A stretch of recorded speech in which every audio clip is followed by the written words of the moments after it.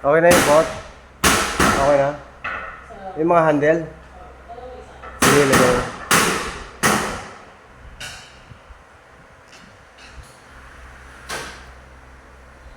Yan po mga yan, yung mga ginawa po namin, mga sliding door. So yung pong dalawang magkabila i-fix. Tapos sliding door, fix. And yung pong dalawa na yun, window and window. Then ito po yung sa gallery po nila to. Displayan naman daw po nila yan. Ito po. And ito po yung sa room. Yung 4 panel po na wood finish natin. Ito po isa. Malabo. Teka lang po, baka malabo po aking camera. Malabo po aking camera, marami. Ayan, ito na po siya. Ayan.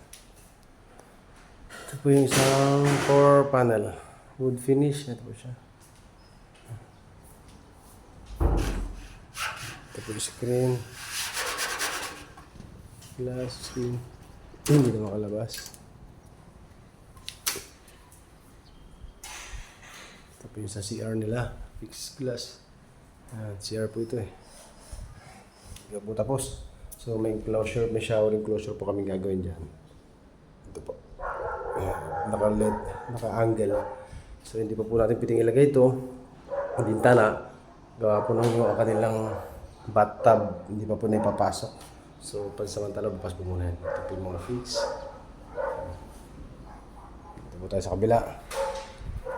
Kabilang kwarto. Okay, andito na po yung mga gamit. Ay, may bintana rin po kami isa dyan. So, yung mga gamit po si sir, sara natin. Galit. Okay na. Ito po yung aming ginawa. Ayan. Sabi ko po, sana ayan, aluminum na lang. Sliding door po ito.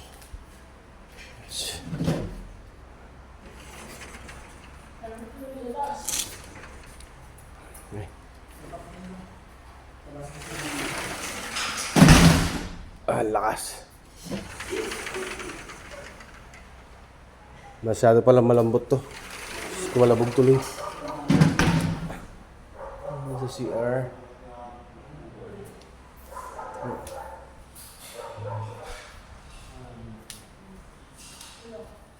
Ito po isa. Ayan. Nalagyan din po natin ito ng shower enclosure sa divider po na yan. Ayan. May divider lang po natin yan. So hindi pa po pwede. Wala po siya ng tiles. Hindi po tapos. Next week na po siguro ito. Ayan na sila. Okay na yan. Okay na yung slide mo. Test mo nga yung slide mo. Testing mo yung sliding mo. Ay! Kalambot ng coach. Maganda ba wood finish pag ganyan?